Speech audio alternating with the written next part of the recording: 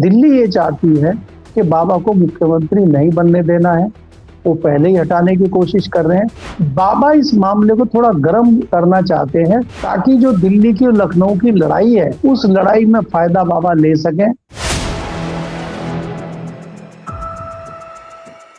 नमस्कार दोस्तों, कैसे हैं आप लोग। उम्मीद है आप सभी अच्छे होंगे। गुजरात लॉबी कोई प्लान बना रही है, लेकिन उत्तर प्रदेश के मुख्यमंत्री योगी आदित्यनाथ के मन में कुछ और प्लान है। लगातार ऐसी घटनाएं हो रही हैं जो अपने आप में ये दिखा रही हैं, ये बता रही हैं कि पर्दे के पीछे कुछ और चल रहा है। जो इनसाइड स्टोरी है वो कुछ और है। जानेंगे। केपी मलिक वरिष्ठ पत्रकार हमारे साथ मौजूद है, उनसे बातचीत के जरिए। बहुत बहुत स्वागत है सर आपका। धन्यवाद हिमांशु जी। सर, मणिकर्णिका से लेकर अभिमुक्तेश्वरानंद तक जो रायता उत्तर प्रदेश में फैल रहा है, वो आखिरकार कहां जा रहा है? क्या सुई दिल्ली की तरफ घूम रही है क्या? देखिए हिमांशु जी, अगर ये सारे मामले को आप समझना चाहते हैं, जिस प्रकार से आज वाराणसी का, बनारस का, काशी का मामला चल रहा है, सवाल ये उठ रहा है कि काशी का अविनाशी कौन है। ये काशी में आपको याद होगा कि 11 साल पहले एक महामानव ने जाके कहा था कि माँ गंगा ने मुझे बुलाया है, और उसी महामानव को हमने ये भी कहते सुना था कि मैं तो गुजराती हूँ, मैं तो हर चीज में धंधा ढूंढ लेता हूँ।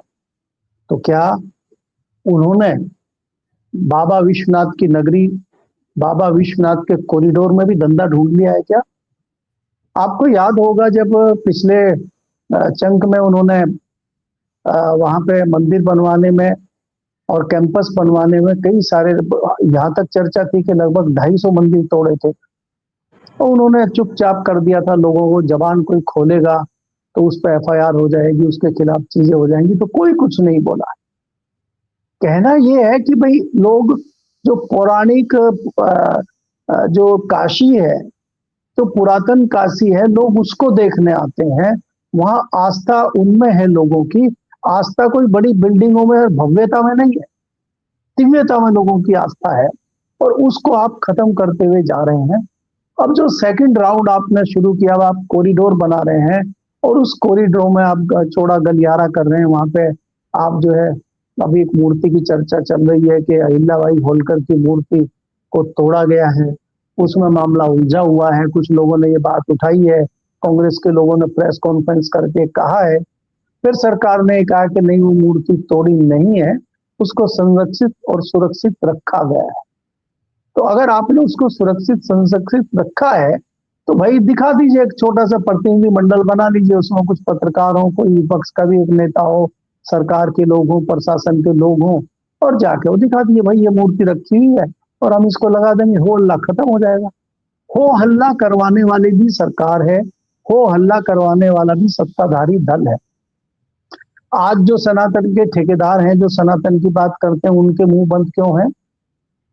देखो शंकराचार्य जी हैं, अविरलन जी क्या है वो, तो वहां पे बनारस, हाँ, वहां जा रहे हैं भाई, प्रयागराज में वो स्नान करने जा रहे हैं, उनको आप रोक रहे हैं अगर वो सवाल पूछ रहे हैं तो ऐसा क्यों हो रहा है? अगर यही चीज रोक रहे हैं, वो मर्सिडीज और बड़ी बड़ी गाड़ी लेकर आ रहे हैं, उनके काफिले में देखेंगे तो मतलब अव्यवस्था कुछ ज्यादा ही नजर आती है, लेकिन अभी मुक्तेश्वरानंद को रोकेंगे क्योंकि वो सवाल खड़े करते हैं। नहीं, देखिए वो जो शंकराचार्य जी हैं, वो तो पढ़े लिखे ज्ञानी व्यक्ति हैं, उनको सारी चीजें पता है, उनको सनातन धर्म के बारे में पता है। तो इस तरह के ज्ञानी लोग इनको नहीं चाहिए ना, विद्वान लोग इनको नहीं चाहिए। इनको सतवा बाबा, बागेश्वर बाबा, इस तरह के बाबाओं की जरूरत आज की भारतीय जनता पार्टी को है, सनातन बचाने के लिए।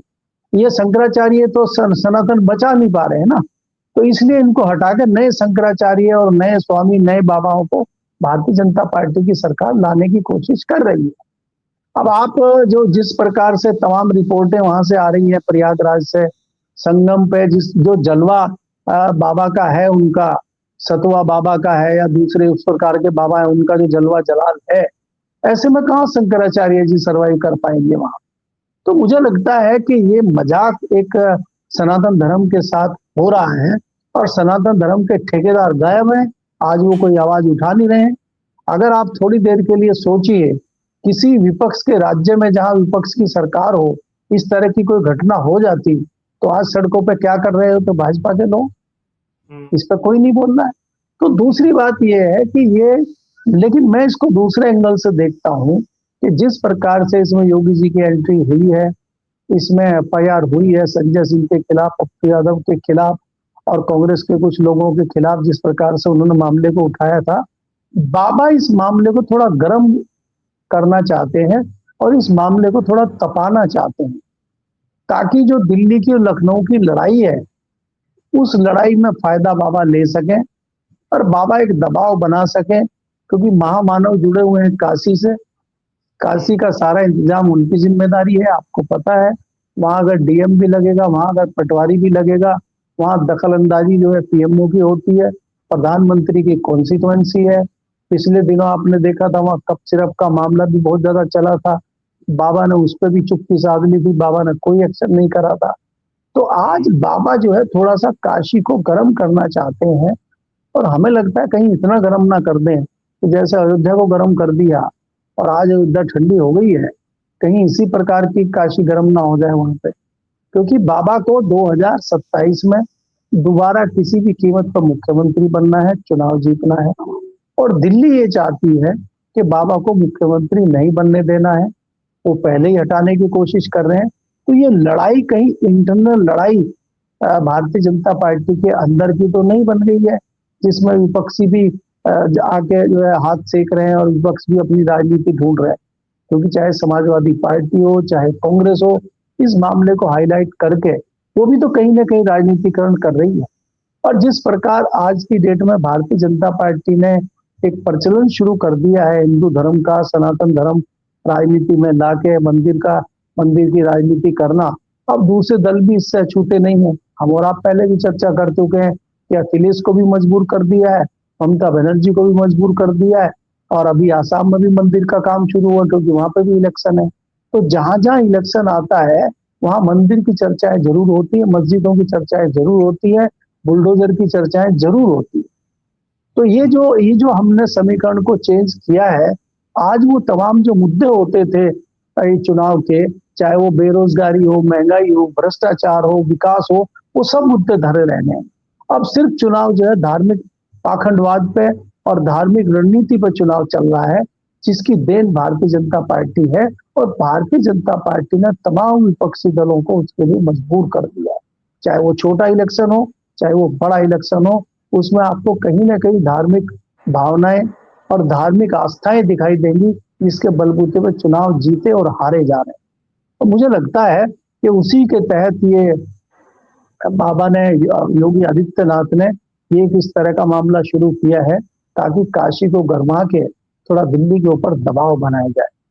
जी सर, आपको लग रहा है कि योगी आदित्यनाथ अगर काशी को तपाने की कोशिश करेंगे तो वो भी इस तपिश में झुलसेंगे नहीं, या उन पर कोई प्रभाव नहीं पड़ेगा? क्योंकि दिल्ली से इस तरह से अगर टकराएंगे तो फिर नुकसान ही हो सकता है, ये भी है। देखिए हिमांशु, मुझे लगता है कि अगर दिल्ली जिस प्रकार से इनको नेस्तनाबूद करना चाहती है, दिल्ली जिस प्रकार से इनको नुकसान करना चाहती है, वो अब किसी से छुपा नहीं है। खासकर हम जैसे जो विश्लेषण करते हैं लोग सियासत का, राजनीति का, मैं तो कितने साल से कह रहा हूं, मैं तो आपको 2017 के बाद से लगातार आपको कह रहा हूं। 22 में मैंने खूब कहा, 24 के चुनाव से पहले कहा कि बहुत ज्यादा तलखी बढ़ी हुई है लखनऊ में और दिल्ली में। उसका रिजल्ट आपने देखा 24 में, जिस तरह के नतीजे भारतीय जनता पार्टी के आए हैं। और आपने ये भी देखा, जो सरकार बनी थी 2019 में विधानसभा की, 2022 में जो विधानसभा की सरकार बनी थी और योगी जी मुख्यमंत्री बने थे, इतना आसान नहीं था। 2 मुख्यमंत्री इसीलिए उनके आजू बाजू बनाए गए थे जो दिल्ली के टच में थे। ऊर्जा मंत्री दिल्ली से भेजे गए थे, कई ब्यूरोक्रेट दिल्ली से भेजे गए थे। तो इतना सहज अगर सब मामला योगी का होता तो दिल्ली इतनी दखलंदाजी नहीं करती। और दिल्ली भी मजबूर है कि इतनी ज्यादा दखलंदाजी करने के बावजूद योगी पे कंट्रोल नहीं कर पा रही है। क्योंकि बाकी जगह अगर आप देखोगे, इनके पड़ोसी राज्य उत्तराखंड देखिए, आप राजस्थान देखिए, आप मध्य प्रदेश देखिए, आप गुजरात देखिए, आप छत्तीसगढ़ देखिए, ये किस प्रकार के मुख्यमंत्री बने हुए, वो डमी मुख्यमंत्री हैं, वो कुछ नहीं कर पा रहे हैं। लेकिन उत्तर प्रदेश के मुख्यमंत्री हैं वो दिल्ली की ताल में ताल मिला ही नहीं रहे, वो दिल्ली की सुन ही नहीं रहे। और वहां पे मुख्यमंत्री उनको ऐसा चाहिए कि जो दिल्ली के सुर में सुर मिला के सुर ताल बहुत अच्छा कर दे। वो सुरताल नहीं बन रहा है यूपी में, इसलिए दिल्ली भी परेशान है। और दूसरी चीज ये है कि दिल्ली क्यों डरती है, डायरेक्टली क्यों नहीं हटा पा रही है, कि बाबा इतने मजबूत हो चुके हैं पिछले इतने दिनों में कि उनको लगता है कि बड़ा नुकसान हो सकता है, और बाबा ने उसका उदाहरण 2024 में दे दिया है।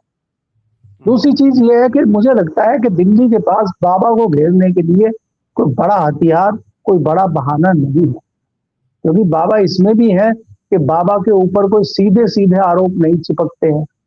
भले ही आप कह सकते हैं कि उनके राज्य में कोई पुलिस भ्रष्टाचारी कर रही है, कोई अधिकारी भ्रष्टाचार कर रहा है, कोई रेप का नेता के ऊपर रेप के आरोप लग रहे हैं, कोई दूसरे किसी की जमीन हथियाने के लग रहे हैं, वो किसी इंडिविजुअल पे हो सकते हैं।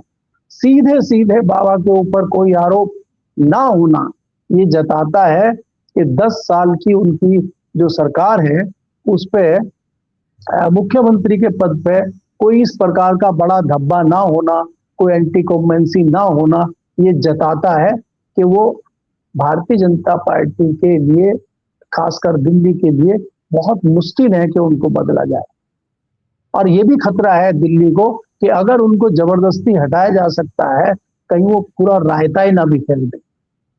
तो इस डर में उनको केंद्र हटा नहीं रहा है और वो हटने वाले हैं नहीं। अब इसका अगर दूसरा पहलू आप देखना चाहते हैं, वो ये है कि दिल्ली इसलिए भी डरती है कि अगर कहीं वो तीसरी बार मुख्यमंत्री बनते हैं तो वो तो लगातार दावा ठोक देंगे दिल्ली, क्योंकि जो गुजरात से दावा ठुका था वो तीसरी बार वालों का ही तो ठुका था। और यहाँ तो 80 लोकसभा है, उनकी तो लोकसभा बहुत कम थी। तो अगर वो दावेदारी कर सकते हैं तो फिर यूपी में भी दावेदारी हो सकती है।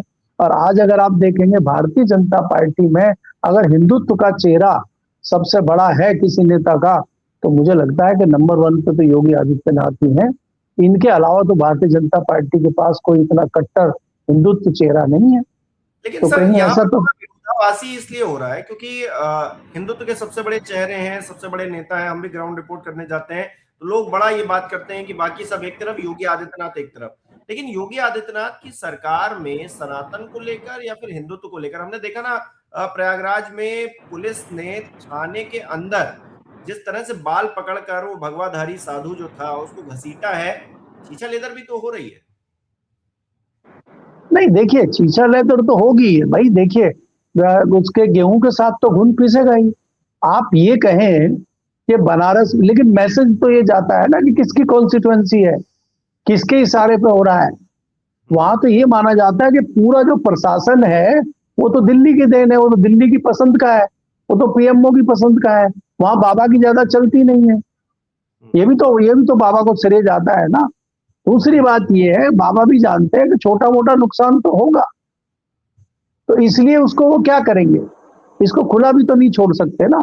और ये चीजें जितनी वहां भड़केंगी, जितना ज्यादा नुकसान होगा, उसको नुकसान दिल्ली को ज्यादा होगा, बाबा को कम होगा। इस तरह की उनकी मानसिकता है, ये चीज सोच के ही वो कर रहे हैं। और ये चीजें बहुत लंबे समय तक लोग याद रखते नहीं है। अभी 1 साल चुनाव में है, बाबा ये माहौल बना लेंगे, काशी को भी ठीक कर लेंगे। देखिए कोई भी नेता कभी भी बयान देता है, कल को बाबा यही कह देंगे भाई हमें क्या करें, हमने तो दिल्ली के इशारे पे किया, ये क्या करें, दिल्ली से दबाव था। अगर वो बाबा नहीं बोलेंगे तो उनका कोई छोटा नेता बोल देगा, उनका कोई चेला चपाटा बोल देगा, तो एक माहौल फैल जाएगा उस बात का कि ये तो सब वहां के इशारे पे चल रहा था। ये राजनीति है, राजनीति में कुछ भी कभी भी कहीं भी हो सकता है। चुनाव जीतना है, चुनाव जीतने के लिए नए नए पैतरे और नए नए राजनीतिक संसाधनों का इंतजाम सत्ताधारी दल भी करता है और विपक्ष भी करता है। आज विपक्ष भी तो चुप बैठा है ना। विपक्ष कहाँ इन चीजों को उठा रहा है जिस तरीके से उठाना चाहिए? विपक्ष कहाँ सड़कों पे है?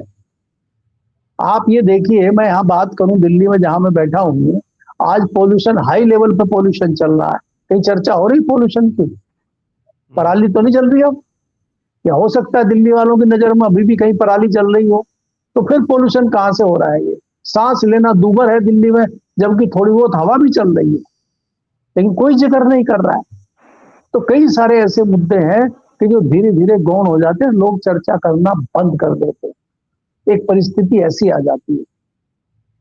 तो इसलिए बाबा को लगता, ये जो मुद्दे हैं ये छोटे मुद्दे हैं, कल को चीजें बदल जाएंगी, लेकिन ये जो नैरेटिव गढ़ने की कोशिश की जा रही है, असल में काम वहीं आने वाला 27 में। बिल्कुल बिल्कुल। देखिए अभी आप ये देखेंगे साल भर जो भी कहीं आप इस प्रकार की घटनाएं देखेंगे, जो भी नैरेटिव देखेंगे, उसको आप मान के चलिए कि ये 2027 की तैयारी है, चाहे पक्ष करे चाहे विपक्ष करे। आज समाजवादी पार्टी जो भी रणनीति बनाएगी वो चुनाव जीतने के लिए बनाएगी। आने वाले चुनाव में किस प्रकार से वो मजबूत हो, किस प्रकार से उसका माहौल बने, उसकी वो कोशिश रहेगी। कांग्रेस भी वही करेगी। मायावती ने भी शुरू कर दिया है।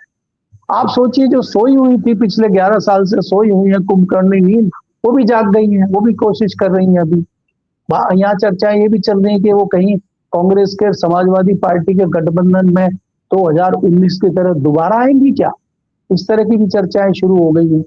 और सत्ताधारी दल जो है, जिसके मुखिया उत्तर प्रदेश में योगी आदित्यनाथ हैं, वो भी अपनी तैयारियां शुरू कर रहे हैं कि हम किस प्रकार से दलितों को बांट के, मुस्लिमों में विभाजन करके किस प्रकार से हम दोबारा चुनाव जीत सकते हैं। उसके तमाम जो है शाम दाम दंड भेद की प्रक्रिया वो भी शुरू कर रहे हैं। तो ये तो पैंतरेबाजी तमाम सियासी दल चुनाव जीतने के लिए करते ही हैं। तो सब अपने अपने काम पे लग गए क्योंकि समय कम है। अब जैसे आप 26 में एंट्री कर रहे हैं, 27 के जनवरी में चुनाव है, आपके पास समय बचा कहाँ है? अभी जनवरी तो लगभग चला ही गया, तो साल भर में तो माहौल बन जाता है। तो उत्तर प्रदेश में भी चुनावी माहौल बन चुका है और आपको नई नई जो घटनाएं दिखाई देंगी, तो ये मान के चलिए आप कि जो भी घटना हो रही है, जो भी तैयारी हो रही है, कहीं ना कहीं उसके पीछे चुनावी रणनीति छुपी हुई है। जी बहुत बहुत शुक्रिया केपी मलिक जी, साथ में जुड़ने के लिए, तमाम बातचीत के लिए बहुत धन्यवाद आपका। हमारे दर्शक किस तरह से देख रहे हैं इस विषय को? क्या दिल्ली और लखनऊ के बीच में तल्खी इतनी बढ़ गई है कि तमाम तरह से सनातन को, आस्था को भी बीच में लाया जा रहा है? आपको क्या लगता है? आपकी क्या राय है? हमें कमेंट बॉक्स में जरूर बताइएगा। इस वीडियो को लाइक करना, शेयर करना मत भूलिएगा। हमारे चैनल को सब्सक्राइब नहीं किया है तो वो भी जरूर कीजिएगा, और चैनल को ज्वाइन अगर नहीं किया है तो आप वो भी कर सकते हैं। बहुत बहुत धन्यवाद।